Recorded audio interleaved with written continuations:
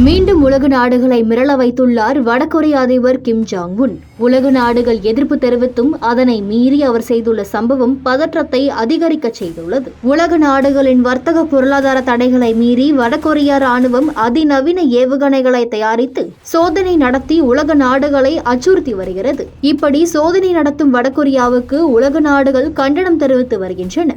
இதனையெல்லாம் பொருட்படுத்தாத வடகொரியா மீண்டும் ஏவுகணை சோதனை நடத்தி வருகிறது. கடந்த ஆண்டு அமெரிக்க ஜனாதிபதி தேர்தல் நடைபெற இருந்த நேரத்தில் வடகொரியா கண்டம் விட்டு கண்டம் பாயும் ஏவுகணைகளை வீசி சோதனை நடத்தியது. இதற்கு அமெரிக்காவும் தென்கொரியாவும் கடும் கண்டனம் தெரிவித்தன. அதே சமயம் ஐநாவும் வடகொரியாவை கண்டித்தது. ஐநாவின் எச்சரிக்கையை மீறி 2023ஆம் ஆண்டு கண்டம் விட்டு கண்டம் பாயும் ஏவுகணைகளை ஏவியது வடகொரியா.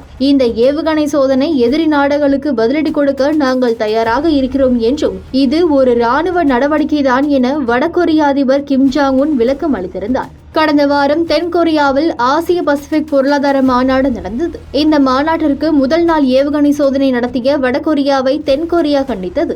அமெரிக்காவை எச்சரிக்கும் வகையில் இந்த சோதனை நடத்தப்பட்டதாக கூறப்படுகிறது. சமீபத்தில் அமெரிக்க பாதுகாப்பு செயலாளர் பீட் ஹெக்ஸெட் தென்கொரியா சென்றார். அங்கு தென்கொரியாவுக்கு ஆதரவு அளிப்பதாகவும் அந்நாட்டு ராணுவத்திற்கு அமெரிக்கா எப்போதும் துணை நிற்கும் என உறுதியளித்திருந்தார். இப்படி பரபரப்பான சூழலுக்கு மத்தியில் நேற்று தடை செய்யப்பட்ட பிளாஸ்டிக் ஏவுகணை சோதனை நடத்தி உலக நாடுகளை அச்சுறுத்தியுள்ளது வடகொரியா.